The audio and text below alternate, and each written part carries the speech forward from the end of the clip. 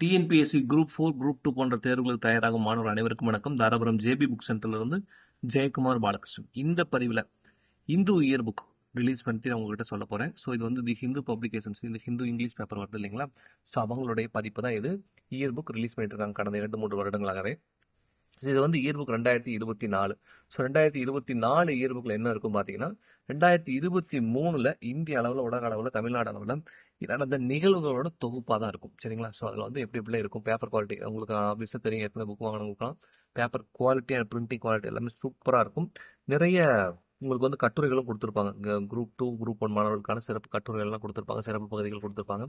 So வந்து இது வந்து ஒரு குரூப் 2 லெவலில், குரூப் 1 லெவலில், யூபிசி லெவலில் தமிழில் ப்ரிப்பேர் பண்ணுற எல்லா மாணவர்களுக்கும் ஒரு பயனுள்ள ஒரு புத்தகமாக இருக்கும் கண்டிப்பாக. சரிங்களா?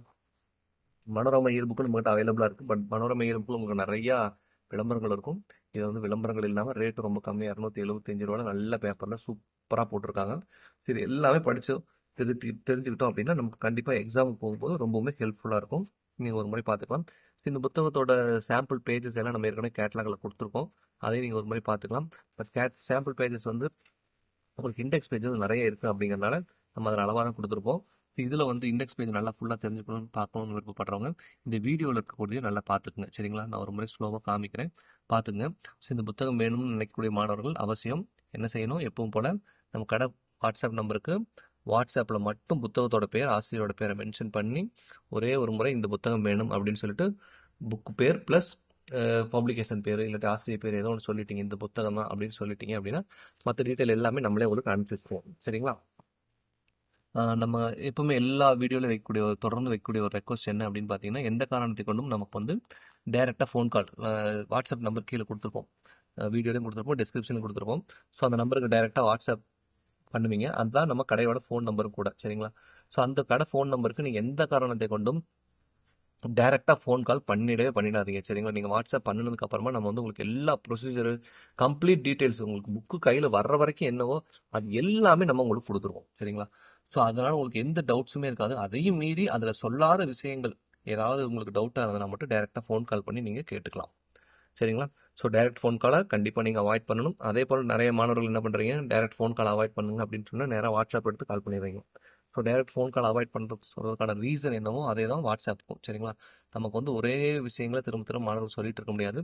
நிறைய மாணவர்கள் புக்கு பே பண்ணுறவங்களுக்கு நம்ம அன்னன்னைக்கு புக்கு அனுப்பி வச்சாகணும், உங்களுக்கு ப்ராப்பராக சர்வீஸ் பண்ணணும் அப்படிங்கிறதுக்காக தான் சொல்கிறது. சரிங்களா? அதனால் ஃபோன் கால், டைரக்ட் ஃபோன் கால் கூட நம்ம எப்பாவது அட்டன் பண்ணுவோம். ஏன்னா எந்த மாணவர் எதுக்காக கூப்பிட்றாங்கன்னு தெரியாது. பட் வாட்ஸ்அப்பில் நம்ம காலை என்கரேஜ் பண்ணவே மாட்டோம். சரிங்களா? கண்டிப்பாக வாட்ஸ்அப்பில் கூப்பிட்டீங்கன்னா அட்டன் பண்ணவே மாட்டோம். ஸோ தயவு செஞ்சு கால் பண்ண வேண்டாம் வாட்ஸ்அப்பில். சரிங்களா? அது வந்து பெரிய டிஸ்டர்பன்ஸ். உங்களுக்கு வந்து தெரியாது, நிறைய மாணவர்களுக்கு தெரியறதில்ல. 100 பேர் 200 பேர் அட் டைமில் மெசேஜ் பண்ணிகிட்டே இருப்பீங்க, நாங்கள் ஒவ்வொன்றா செக் பண்ணிகிட்டே இருப்போம். நீங்கள் ஒரு கால் பண்ணினீங்க அப்படின்னா அது எல்லாமே எது மெசேஜ் பார்த்துட்டு இருந்தோம், படிக்கல ரீட் பண்ணிட்டோமா இல்லைங்கிற எல்லா கன்ஃபியூஷன் வந்துடும். அந்தளவுக்கு ஒரு சீரியஸான விஷயம் அது. ஸோ அதனால் தயவு செஞ்சு வாட்ஸ்அப்பில் மட்டும் கால் வந்துடாதீங்க.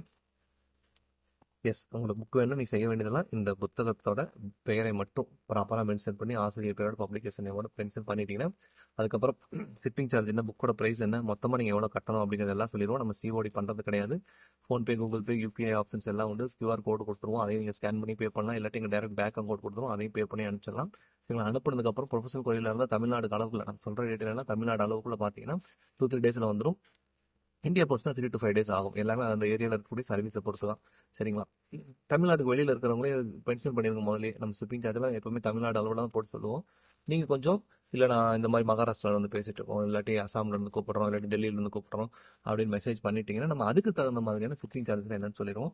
ஷிப்பிங் சார்ஜ் வந்து த்ரூ அவுட் இந்தியா வந்து இந்தியா போஸ்ட்டில் சேம் தான், போஸ்ட் ஆஃபீஸில் அனுப்பும்போது ஒரே சேம் தான். அதனால் அது ப்ராப்ளம் இல்லை. பட் ப்ரொஃபஷனல் கோயிலில் வந்து நிறைய மாறும். சரிங்களா? பக்கத்து மாநிலங்களுக்கு அனுப்பும் போது டபுள் சார்ஜ் ஆகும். மகாராஷ்டிரா சைட்லாம் போனோம்னா ட்ரிபிள் சார்ஜ் ஆகும். டெல்லிலாம் பார்த்தீங்கன்னா 4 times 5 times ஆகும். சரிங்களா? அந்த டிஃப்ரென்ஸ்லாம் இருக்குது. ஸோ அதையும் கொஞ்சம் புரிஞ்சுக்கங்க. எந்த புத்தகம் வேணாலும் அவசியம் வாட்ஸ்அப் பண்ணுங்கள். நல்லா ப்ரிப்பேர் பண்ணுங்கள். போட்டித் தேர்வில் நல்லா எல்லாத்துக்கும், காம்படிட்டர்ஸ் எல்லாத்துக்கும் டஃப் கொடுங்க. மீண்டும் அடுத்த பதில் சந்திப்போம். நன்றி, வணக்கம்.